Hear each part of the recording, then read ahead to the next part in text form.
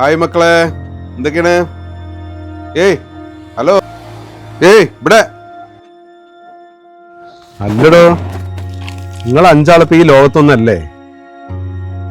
നിങ്ങൾ എന്താ അങ്ങനെ ചോദിച്ചേ? അല്ല, ഞങ്ങളെ മുന്നിൽ ഇവിടെ നിന്നിട്ട് കുറെ നേരായി, കുറെ വിളിച്ചും ചെയ്ത്, ഒരു ബോധമില്ലല്ലോ നിങ്ങക്ക്. ഞങ്ങള് പഠിത്താനുണ്ടല്ലോ.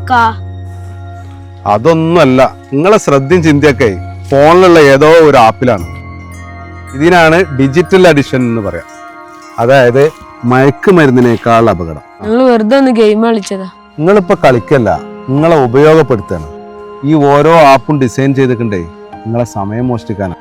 അതിലിത്ര പേടിച്ചാണ്ടാ? നിങ്ങൾ കുറച്ചു നേരം ഗെയിം കളിച്ചാന്ന് പറഞ്ഞിട്ട് ഈ ഫോൺ എടുത്താലേ മണിക്കൂറുകളാണ് നിങ്ങളെ ജീവിതത്തിൽ നിന്ന് നഷ്ടപ്പെടുന്നത്. ആ സമയം നിങ്ങൾക്ക് തിരിച്ചു കിട്ടുമോ?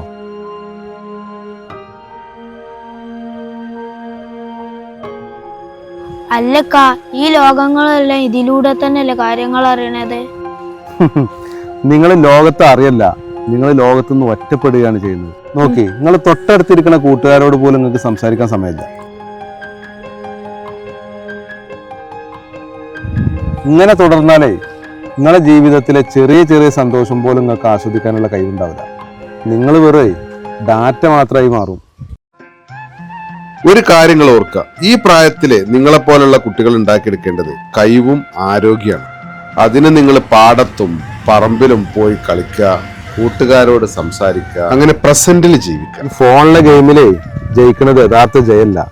യഥാർത്ഥ ജയം എന്ന് പറഞ്ഞാൽ നിങ്ങളുടെ ജീവിതത്തിലെ പ്രതിസന്ധികളെ നേരിടാനുള്ള കഴിവാണ്.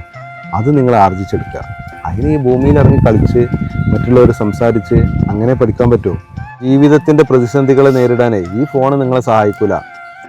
ഈ ചില്ലുവെട്ടി നിങ്ങളെ യജമാനാകാൻ സമ്മതിക്കരുത്. നിങ്ങളെ കുട്ടിക്കാലേ ഈ ഫോണിലെ ചാർജ് പോലെ തീർന്നു പോകാൻ സമ്മതിക്കരുത്.